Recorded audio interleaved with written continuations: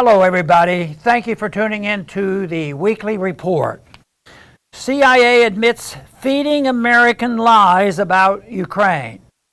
Late last year, a Gallup poll showed that Americans' trust in the mainstream media has fallen to its second lowest level on record.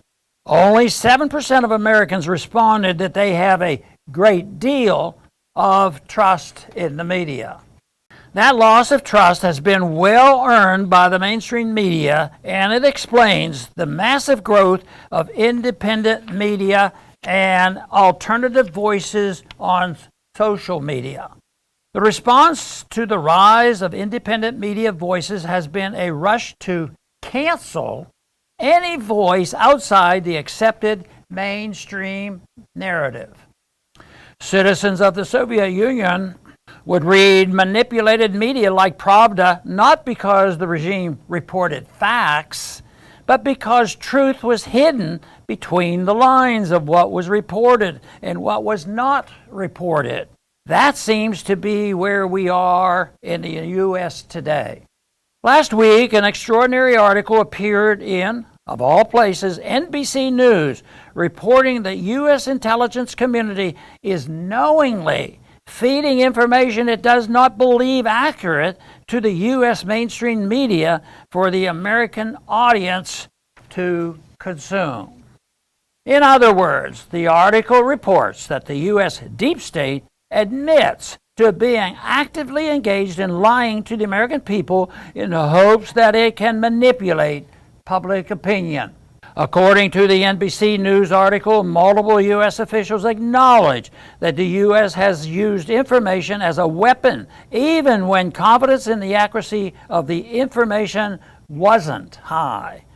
Sometimes it has used a low confidence intelligence for deterrent effect. Readers will recall the shocking headlines that Russia was prepared to use chemical weapons in Ukraine, that China would be providing military equipment to Russia, that Russian President Putin was being fed misinformation by his advisors, and more.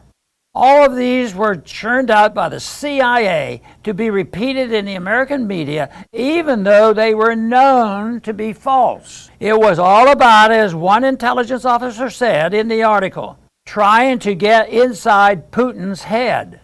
That may have been the goal, but what the CIA actually did was get inside America's head with false information meant to shape public perceptions of the conflict. They lied to propagandize in favor of the Biden administration narrative. Those pushing the Russiagate hoax through the Trump years claim that the goal of Russian disinformation was to undermine Americans' trust in our government, media, and other institutions. Isn't it ironic that the CIA itself has done more than the Russians to undermine Americans' faith in the media by feeding false stories to establish a particular narrative among the American people? After the Bay of Pigs disaster, President Kennedy has been quoted as wanting to splinter the CIA in 1,000 pieces and scatter it to the winds. Obviously, for a couple of reasons, that didn't work out too well for him.